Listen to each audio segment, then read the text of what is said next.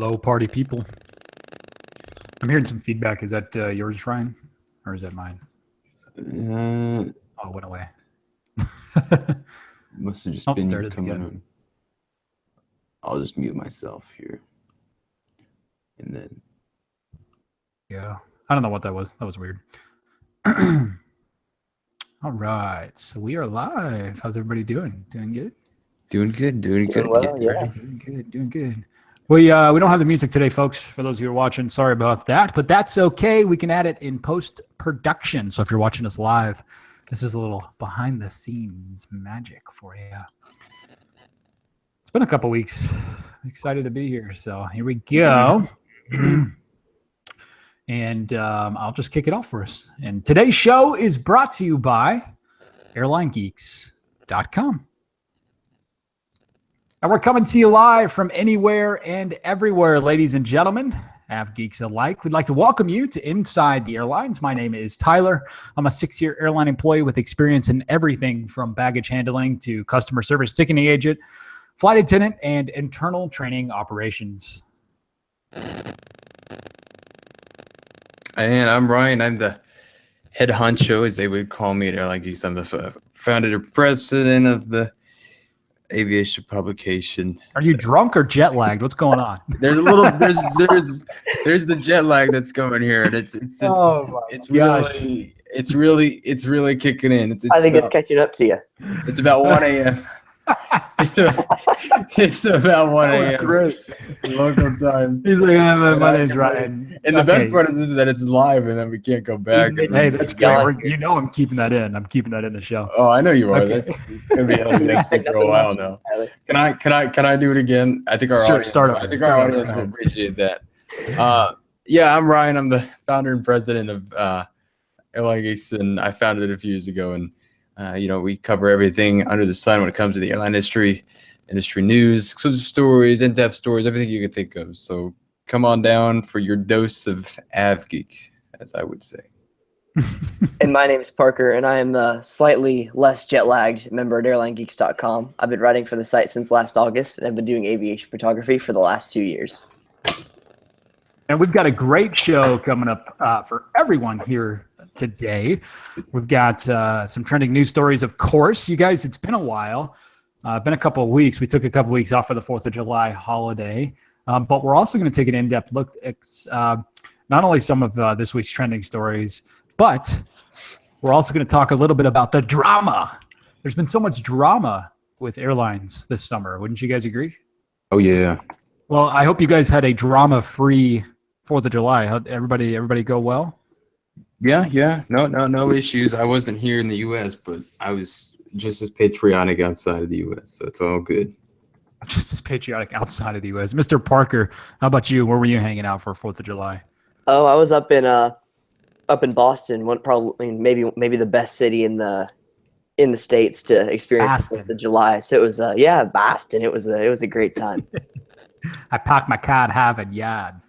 Of course. That was a pretty good impression, right? I mean, it was solid.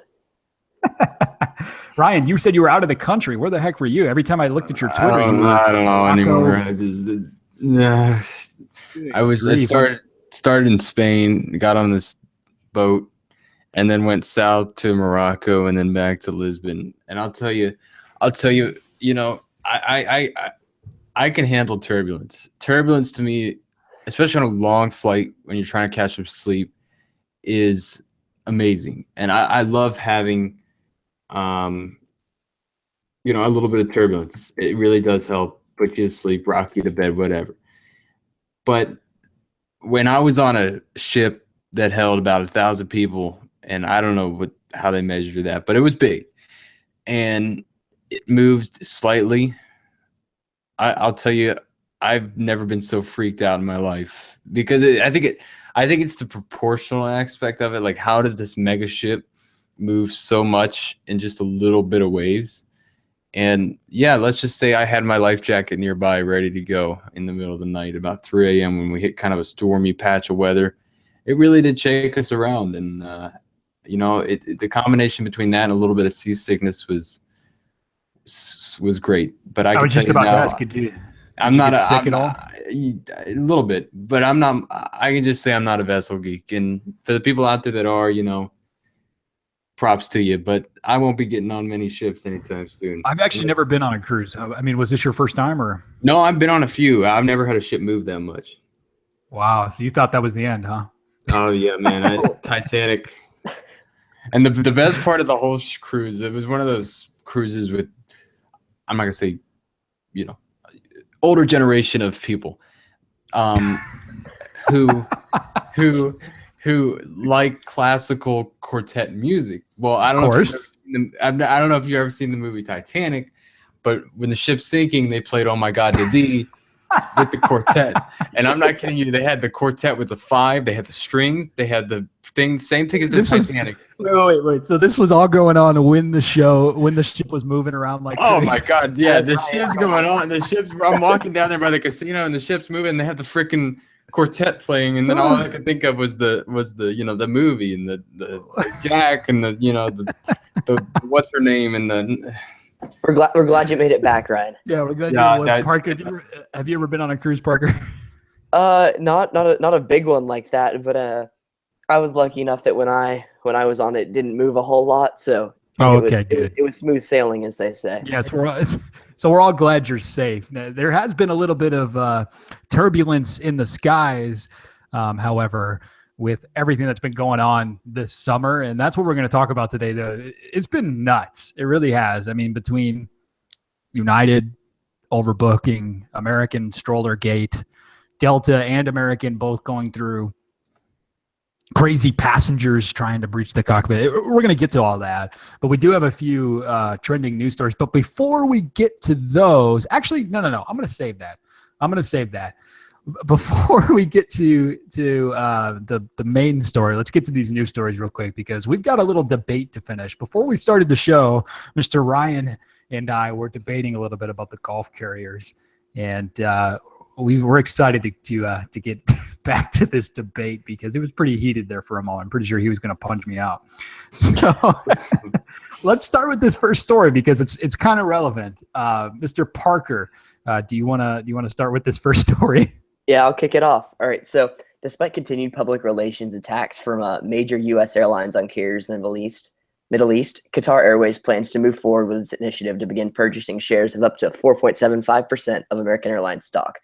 That may sound all specific, but per American company policy, no person or entity can purchase more than 4.75% of the company without board approval. So this will enable them to avoid the whole board approval process.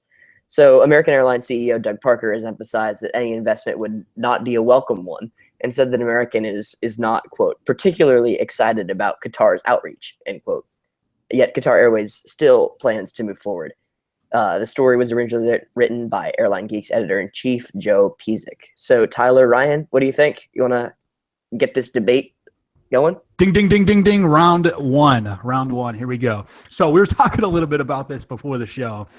Obviously, I work for a major U.S. carrier. It's kind of been crammed down our throats as employees of major U.S. carriers that this is the worst thing that could possibly happen. Not necessarily the purchase of, stock, but just the Gulf carriers in general, the Open Skies Agreement. This whole, humbug. For those of you who have been living under a rock in the airline world, there's this thing going on with the Gulf carriers versus the U.S. carriers, where the U.S. carriers are pretty upset because they honestly believe that the Gulf carriers are being subsidized by their government with all that oil money over there to do whatever the heck they want with no consequences. So basically, they're able to offer low fares, amazing 5-star service, and fly wherever they want, basically with just no financial consequences, which is a very high level one-sided overview of that. And I'm definitely not an expert on this subject, but we were having a little bit of a tiffy between myself and Ryan, because Ryan, it sounded like you had a little bit of a different perspective on this. Well, I think the Gulf carriers, I think it's a punching bag in a way for some of the U.S. airlines to hit on, and I'll stand by the U.S. airlines any day, but I think the Gulf carriers is an excuse for offering below par service, hitting on them. I really do not believe that they are a huge threat, and I don't understand the whole American job thing. I've really tried. When they start service between Los Angeles and New York, then we should become concerned. But I really do not think, especially with the Qatar, the whole diplomatic thing, I don't think they're a huge threat. And for being private companies, and I mean, they did get bailed out, whatever, after the bankruptcies, but the U.S. airlines are some of the most powerful, largest airlines in the world. I mean, heck, American is, 900 aircraft of the fleet or something like that. And they're the biggest airline in the world, largest airline in the world. And it's like comparing apples to oranges. These carriers are much smaller. They have a much more smaller route network. And the U.S. airlines are much larger, especially for being private companies. So I don't really think they're a big threat. So on the other side of this argument, they're saying, hey, look, y'all are getting money that we're not getting to do things that we cannot do. So Delta's big cry is like, they want to go to India. They've been wanting to fly to India for a long time. American used to fly to India back in the day. Delta says, hey, we want to be able to fly from JFK to New Delhi or wherever it may be in India. And they're saying they literally cannot, because these Gulf carriers are taking all their passengers, from JFK, stopping in Abu Dhabi or Doha or wherever it may be, and then going on to India and providing a much better service. And just the Indian crowd apparently is much more inclined to fly these Gulf carriers because they're, for lack of a better term, better than an American carrier would be. And Delta claims that is all because they are getting money that Delta doesn't have the opportunity to. So Delta says these Gulf carriers are being injected with tons of funds from all the extra money that their governments have, for a country that is more or less, the size of North and South Carolina, the Carolinas, coming together, and they're just kicking butt over in the U.S. market internationally, and they're not happy about that. And of course, American isn't happy about it either, because they're flying out of Dallas and New York and all these places that we fly out of, and as U.S. carriers and things like that. So they're just pissed. Now, as for the American jobs thing, just like you said, I really don't believe that we should freak out at this point, but I still believe that it's a big deal. And I think it's something that we definitely need to keep an eye on, because there will be a day when they're going to come in and say, hey, look, we want to fly New York to Los Angeles. And guess what? We're going to offer a way better product and a way better service for at the same price, if not less. And we're going to kick your butt because it doesn't matter. We don't have any financial consequences. And to me, that's a problem. I don't think it's as big of a problem as Norwegian is, but I definitely think it's an issue. Right. I think Norwegian's a much bigger threat because they're operating on routes which are, European, and they're very contested, and they're really operating at much lower cost, especially for people who just want to visit Europe. But they get so much less press. I mean, there's less drama there. Well, they're not, and it's not like, I don't know. I think Norwegian should be the real focus. Yeah, there is a lot of hypocrisy. I will say this, to play devil's advocate, there is a lot of hypocrisy with the U.S. carriers. Chapter 11 bankruptcy is essentially 100% government funding. American Airlines went into bankruptcy with millions of dollars in the bank. Really, it was pretty much just to get rid of their credits and tear up union contracts, and that way they were able to start fresh. Just the same thing with Delta and Northwest, and the same thing with Continental and United. So, you look at the stories of the three big airlines, and they really don't have that much room to talk when it comes to getting government subsidies to continue operating. However, it does seem a little unfair that these Gulf carriers are allegedly being funneled money to fly wherever they want, so they can fly routes like Abu Dhabi to Little Rock on an A380 and still make money. Obviously, that's an extreme example, but you know what I mean. Right. So that's pretty interesting. But back to the Qatar thing. We'll pick up this debate after I do some more research, and I'll come in and smack you around a little bit, Ryan.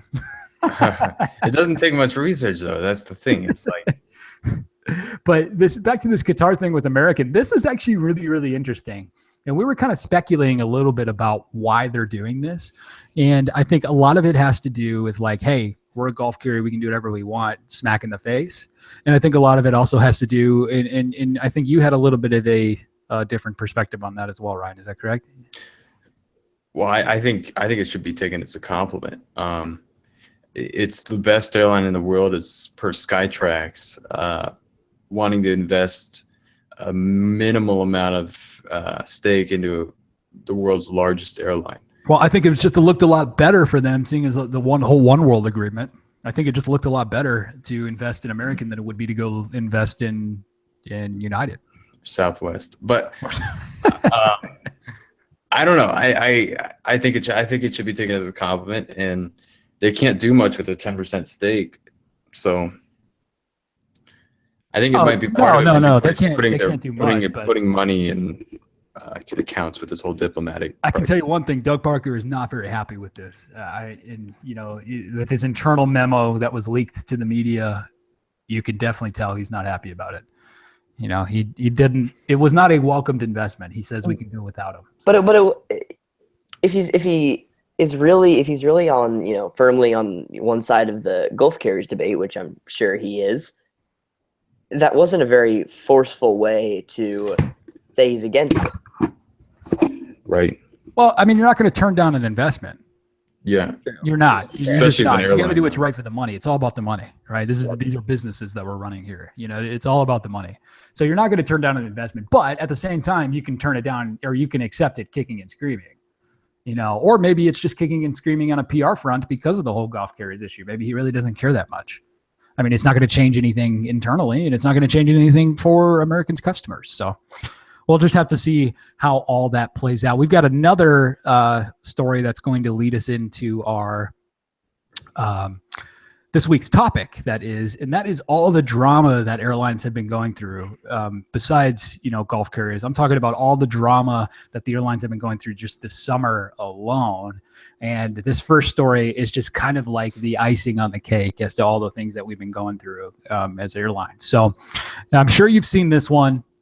This one I'm giving the Washington Post a shout out here. This is from the WashingtonPost.com. This is their take on a recent Delta Airlines flight. So a flight attendant smashed wine bottles on a man who tried to open the exit midair and rush the cockpit, FBI says. So we all know what happened to the Boeing 767 that was flying from, where was it, Seattle to Beijing, right? Yeah. So what leaked was it was a Delta flight 129, and what leaked was the criminal complaint. I believe it was that the FBI's criminal complaint, or was that the local police? I don't know. We'll have to figure that out in just a second. But I believe it was an FBI criminal complaint. Somebody had taken pictures of it, and that got leaked on the internet. But armed with fist and an unexplained determination, a man attacked the Delta Airlines crews and passengers Thursday as he tried to pry open an exit door midair, according to the FBI. So Joseph Huddick was eventually subdued by multiple people on the Seattle to Beijing flight in a melee where bottles of wines became weapons. And I'm sure if you haven't seen the picture, you can go to WashingtonPost.com. You pretty much just Google Delta Flight 129, and you're going to see the crazy picture of the galley that is just absolutely destroyed. Broken glass. There appears to be blood, wine, everything all over the floor. But it was dessert wine. It was dessert wine, right? It was a port. He and more than 200 other people were on board the plane when it took off around 5 p.m. from SeaTac, Seattle Tacoma International Airport. Nothing about his background as described in an FBI, so it was an FBI criminal complaint. He was 23 years old, flying on a buddy pass. Buddy pass. Careful. Airline employees out there, be careful who you give your buddy passes to. Okay? Because sometimes issues to relatives, and so the Washington Post describes what a buddy pass is. We don't need to know what that is. Huddick had ordered a single beer before takeoff, appeared very sober and calm, according to the FBI and crew's account. So the Boeing 767 had been flying for about an hour. It was crossing over Vancouver Island when Huddick rose from his first-class seat and walked into the lavatory near the flight deck door. He was inside for about 2 minutes, according to the FBI statement. He then lunged forward towards the right exit door of the aircraft, grabbed the door control handle, and tried to yank it open. Which, by the way, if you know anything about airplanes, it's futile. There's God knows how many tons of pressure on the outside of that door. It's literally impossible, especially on a 7.6 that opens outward and upward. That's just silly. So there's no way. There's 2 flight attendants who immediately tried to stop Hudick, which the FBI statement goes on to say that they called for help when he pushed them away and kept trying to force the lever that held the door in place. Dustin Jones, a passenger who was seated just behind the first class curtain, flight attendant ran towards the back of the airplane and yelled code 3. I don't know what that is. That must be a Delta security code that they use. A flight attendant asked passengers for help and called the pilot. According to the FBI statement, the pilot reported the emergency and swung the plane. That's funny how the Washington Post said swung the plane around back towards Seattle. Freaking amusement park ride. Swinging it back around. He grabbed the yoke, yanked it back, and swung it around. So a man got out of his seat to help. Witnesses told the FBI that Hudick punched that passenger in the face repeatedly and hit him with a bottle of red wine, of which several bottles were lying around. Having fought off the initial resistance, God, this reads like a Harry Potter book or something. This is intense. The FBI agent wrote Hudick went back to the door and kept working on the lever to open it. By now, other passengers were very scared. Hudick had raised the lever halfway up. Flight crew members would later tell the FBI that the plane had been flying at a lower altitude and the door could have opened. I still don't buy that. Okay, that's a lot of pressure. So flight attendant picked up a wine bottle, then a second one, and smashed them over Hudick's head. All right, go flight attendant. All right, cue clapping sound effect. Hudick did not seem impacted by the breaking of the full-liter red wine bottle over his head and instead shouted, "Do you know who I am?" He kept fighting, according to the FBI statement, breaking from a passenger's headlock and struggling even after multiple passengers had joined the fray. He was outnumbered and eventually subdued, held down in the galley with zip ties fastened around his limbs, while a flight attendant told the passenger to return the lever to its place. The U.S. Attorney's Office charged Hudick with interviewing with the flight crew and released a photo of the galley taken after the plane landed back at SeaTac. It looks like a trashed hotel room. We already described how it looked. And this article goes on and on and on for a little while describing how everything went on. But this is, to be honest, this is like the second, first of all, this is the second U.S. carrier story that we've had where somebody tried to come after the cockpit or do something crazy. Yeah, it happened in Hawaii. So we're talking about what was the American Airlines Airbus 321H ETOPS equipped, flying from Los Angeles to Honolulu. And on approach to Honolulu, this guy goes nuts and tries to open up the cockpit door. I mean, what is going on this summer? I mean, it's just been nuts between that and, the United overbooking thing that we had a couple months ago, American Airlines stroller gate, and it's just been crazy, the drama that we've had. I mean, not just with passengers, but I mean, just with airlines in general. It's been, is this every summer though? I mean, it kind of feels like there's always something going on in the summer. I mean, well, the summer's a busy time. I mean, yeah, busy time, obviously more passengers, more elements, more variables, but also a lot of people who I'm guessing don't travel a whole lot traveling during the summer. Yeah, that's true. They call them the Priceline flyers. No offense if you use Priceline to buy your tickets, by the way, but I'm just saying that's what they call it when this busy travel season ramps up, and then weather and delays and heat, and people are just getting upset. But man, it's been a drama filled time. And that story though, in general, I think somebody in the chat room just mentioned that it sounded, Nathaniel Thomas, shout out to you in the chat room. You just said, what are they reading this from? Sounds like a fictional story. It definitely did sound like a fictional story. We mentioned before, this is from the Washington Post. So, I mean, using phrases like swung the airplane around and repeatedly smashed wine bottles over the crown of his head. There's sounds things like a thriller novel. It does sound like a thriller novel. That's what I was saying earlier. That is too funny.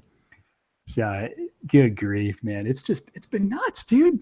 It's been nuts. So, I mean, the question that I wanted to ask you guys is, as frequent flyers, because we were talking about that before the show, you guys do have frequent flyer status on a major U.S. carrier. Have you noticed anything different as passengers? Because as a flight attendant, we definitely noticed the craziness this summer.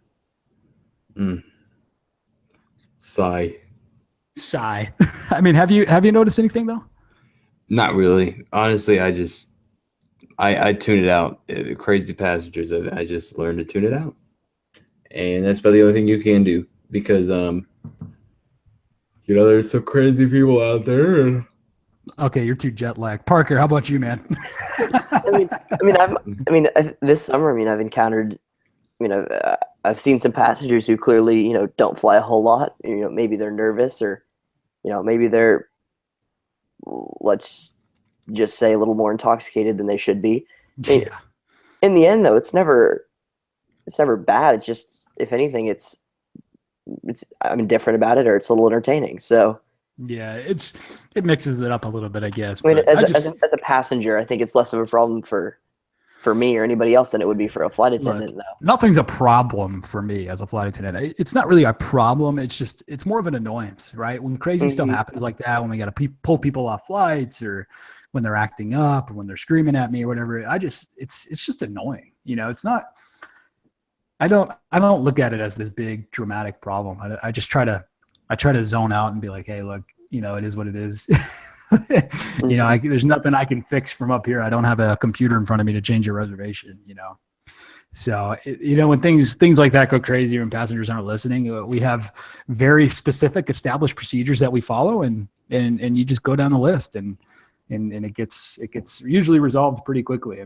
Our company is pretty clear that they'll be behind us 100% as long as we follow the established procedures that they gave us. So nothing too crazy, but I just wanted to touch on that drama because it has really, really been a crazy summer. But speaking of this summer, we've got two pretty awesome things coming up that are not so crazy. And one of those is, of course, Aviation Day. We've actually got a lot to talk about at Aviation Day. We took 2 weeks off to enjoy our 4th of July holiday, and there's been some developments in the past 2 weeks. Mr. Ryan, what's going on with Aviation Day? What's the latest? Well, we're getting going here. A few more, about a month. What is the date today? Yeah, 10. So about a little bit more than a month, and we're really excited to get going here. Really looking forward to having another fun year, and it should be a fun time. A lot of fun stuff planned, a lot of surprises along the way too. So keep an eye out for more information coming to your inbox if you're attending. If you're not, keep watch on our Twitter feeds, and there's waiting lists as well, right? Yeah, there's waiting lists. We've cleared a few people actually. I'm about to clear a few more. So get on standby if you didn't get a slot, if you didn't get a elusive ticket to Aviation Day 2017, which, by the way, for those new people who are just listening, Aviation Day is pretty much the world's largest gathering. Not really, but it's brought to you by airlinegeeks.com. Aviation Day is in partnership with American Airlines.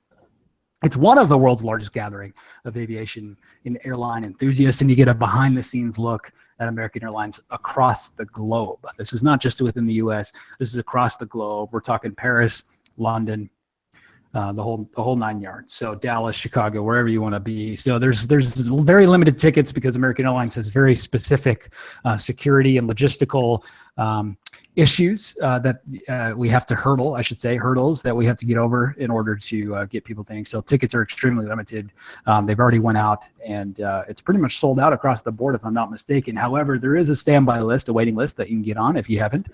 And where can they find that waiting list? Some of them have filled up, but you should be able to find them on the event pages if you scroll around. On the event page via airlinegeeks.com? Yeah, on the Eventbrite pages. If you go to the airlinegeeks.com page, and then it'll direct you. Excellent. So we're excited about that Aviation Day coming up, as well as Aviation Day. There is a possibility that a few of us are going to be at Oshkosh. EA AirVenture, which is quite honestly another world's largest gathering of not just aviation airline, but aviation enthusiasts. And there's going to be awesome warbirds. If you don't know what Oshkosh is, just give me your AvGeek card right now, and I'll tear it up for you. But that's up in Oshkosh, and that's going to be awesome. I'm going to definitely try and make it up there. Try to go every year. Being from Wisconsin natively, it's kind of a given that you show up at those type of things. But that's going to be great. AirVenture Oshkosh, that's going on at the end of this month, I believe the 23rd through the 30th. You can go to eaa.org/AirVenture for more information on that. If you're going to be at AirVenture, tweet us at Airline Geeks or at Airline Podcast or at Airline Geeks, and we'll see if we can get a little meet up there or something like that and hang out and do some live podcasting and things like that. That'll be a lot of fun. So, Mr. Parker, is there anything else going on? What have you been up to? The last couple of weeks have been busy, but what do you got planned for this summer? Anything exciting besides possibly Oshkosh or possibly or no, you will be at Aviation Day. Yeah, I will be at Aviation Day. Everybody who happens to be listening and is going to be in Dallas, I don't know, comment on my Instagram page, Dallas Fort Worth Spotter, all spelled out, and or send me a DM, and I'm looking forward to meeting everybody there. But it's unfortunately, I don't think. Oh no, for sure. Oh man, yeah. Oh man, yeah. Oh man, yeah. I can. You guys, I'm so sorry if you're listening to this live. This has just been one of those days where we just came off a 2-week break. Ryan is so jet lagged, it's not even funny. So we're having fun. We're gonna wrap up the show here in just a few minutes, but we wanted to thank you all for tuning in this week. For those of you who've been looking for us on iTunes, we've had some technical difficulties here, but we are going to get those podcasts uploaded hopefully tonight or tomorrow. So if you missed the last couple episodes, you'll have a few episodes in the backlog to catch up on. And also, we have an exciting interview that we pre-recorded a couple weeks ago. Isn't that right, Ryan? Yeah, it's short and sweet, but might have some interest to it. Excellent. Who's that interview with again?